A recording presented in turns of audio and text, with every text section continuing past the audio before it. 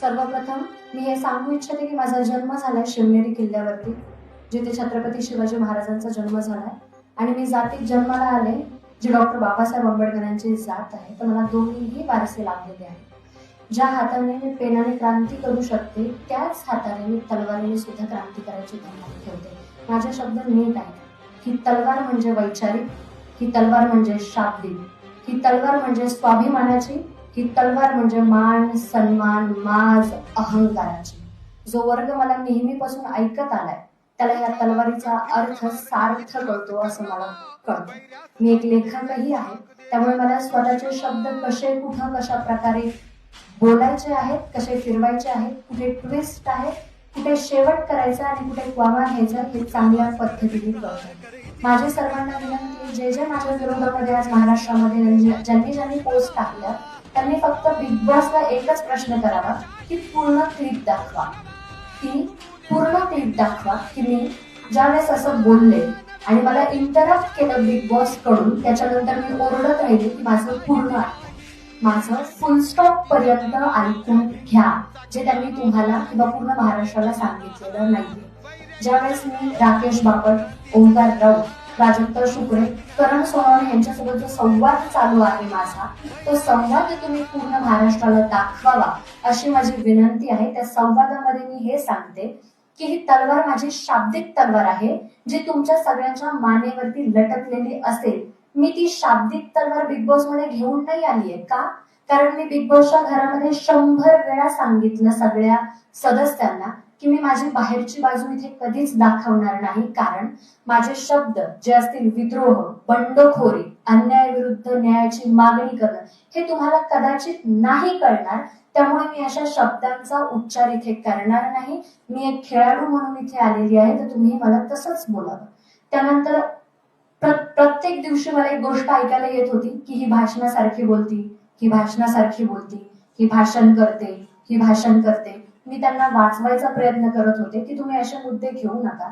बाहेरच्या मंडळींना जर हे केलं तर मला जो मानणारा वर्ग आहे त्यांचा असा गैरसमज व्हायला नको की ताई कारण पर्टिक्युलर एका माणसावरती किंवा एखाद्या व्यक्तींवरती बोलते तर हे लोक त्याच्या त्या विरोधात तर नाहीये, तिच्या त्या विचारांच्या विरोधात तर नाहीये ना. म्हणून मी त्यांना नेहमी आणि वेळोवेळी सजग करत गेले की तुम्ही भाषणाचा मुद्दा घेऊ नका, तुम्ही मला भाषणावरती बोलू नका. मी तुम्हाला अजूनही एकदा सांगते की मी बाहेरच्या गोष्टी बोलणार नाहीये, कारण तुम्हाला त्या कळणार नाही. घरातल्या एका सदस्याने मला बोललं गेलं की तू खूप ओव्हर एक्सप्लेन करते.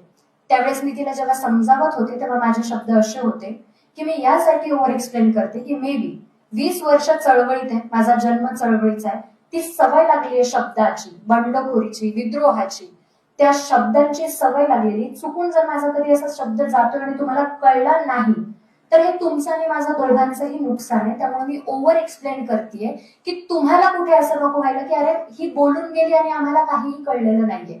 त्यामुळे मी ते ओव्हर एक्सप्लेन करत गेले. माझा दुसरा मुद्दा असा आहे, जनतेला मी काय बोलले याची जबाबदारी अजूनही मी ठामपणे घेते आणि मरेपर्यंत घेत राहील. जर अख्ख्या महाराष्ट्राला मी चुकीची वाटतीये तर मी मरण पत्करेल, पण मी माफी मागणार नाही. या गोष्टीवरती अजूनही मी ठाम आहे. मला जर शिक्षा देत असाल तर छत्रपती शिवाजी महाराजांच्या एखाद्या किल्ल्यावरून माझा कडेलोट करावा अशी माझी इच्छा आहे, पण मी अपमानाला सामोरे जाणार नाही. स्वाभिमानाने मरेल, हा माझा शेवटपर्यंत पण असेल.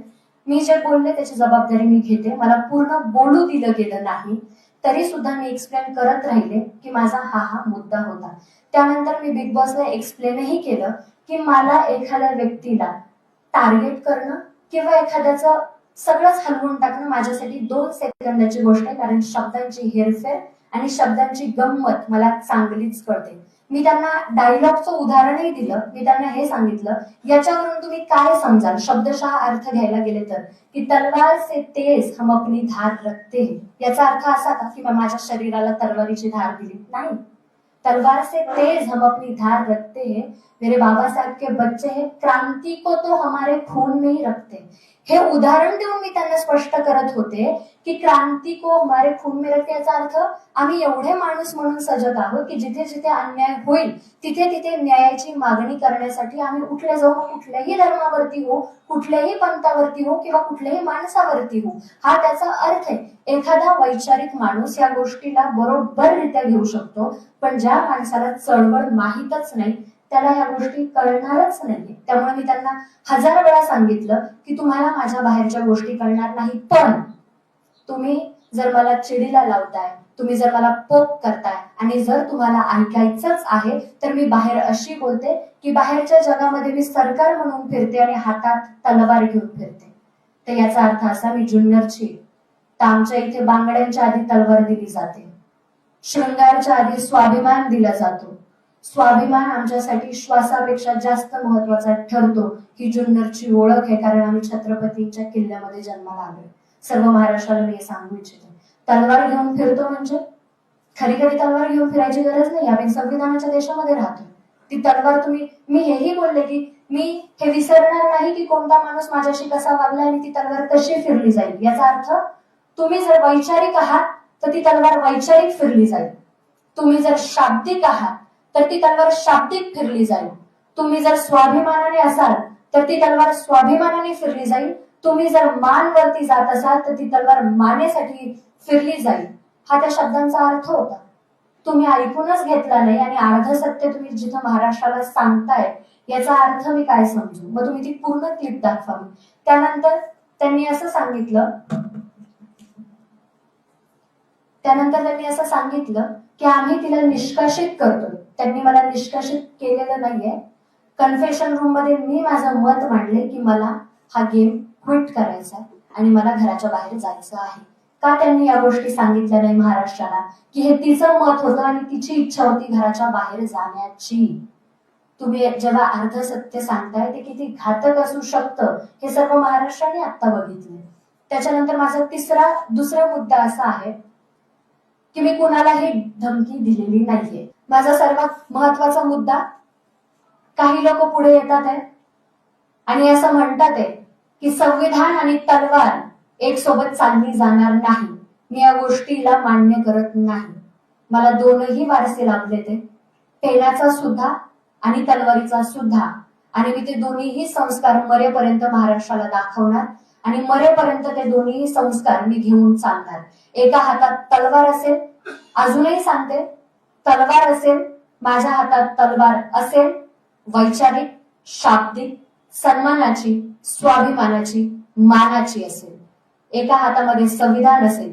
जेव्हा जेव्हा संविधान मिटवायचा प्रयत्न होईल, जेव्हा जेव्हा संविधानावरती आपत्ती येईल, तेव्हा एका हातातली तलवार उचलली जाईल. मग समोरचा माणूस कसा येईल तशी ती तलवार फिरली जाईल.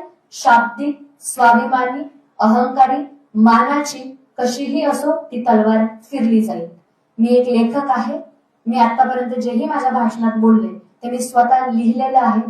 एक लेखक असतो जो सरळ सरळ मिनिंग देतो आपल्या शब्दातून, आणि एक लेखक असतो ज्याच्यामध्ये डीप मिनिंग असतो. शाळेमध्ये आपल्याला शिकवले एक वरचा अर्थ आणि एक त्याच्यामध्ये दडलेला अर्थ आहे.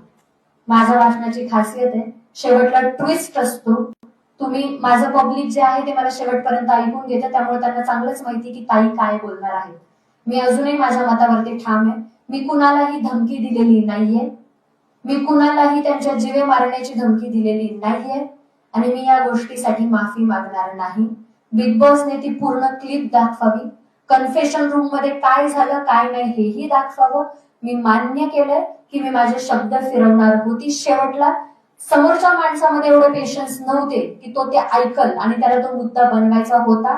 त्यांनी तो बनवला आणि ज्या ज्या महाराष्ट्रातील लोकांनी माझं समर्थन केलं या गोष्टीबद्दल मी त्यांचे आयुष्यभर ऋणी राहील. मी खूप खूप धन्यवाद देते की तुम्हाला कळलं या महाराष्ट्रात राहून की या गोष्टींचा अर्थ काय होतो. मला अजून एक गोष्ट अधोरेखित करायची आहे. लोक म्हणतात की हिला विचार कळलेच नाही, हिला विचारवंत कळलेच नाही. ही खूप इमोशनल आहे माझ्यासाठी. मी विचारवंत वाचलेच सुद्धा आणि मी जगते सुद्धा. जेव्हा एखादा माणूस माझ्याकडे येतो आणि सन्मानाने जी नजर माझ्यासाठी त्याची झुकते त्या नजरेमध्ये छत्रपती शिवाजी महाराज मी जगते. अन्याय जेव्हा होतो आणि न्यायाची मागणी जेव्हा मी करते, त्या न्यायामध्ये मी डॉक्टर बाबासाहेब आंबेडकर बघते. हे मी जगते. एखादा मुलगा आणि एखादी मुलगी जेव्हा शाळेच्या वाटेवरती उभे असतात, तेव्हा मी सावित्री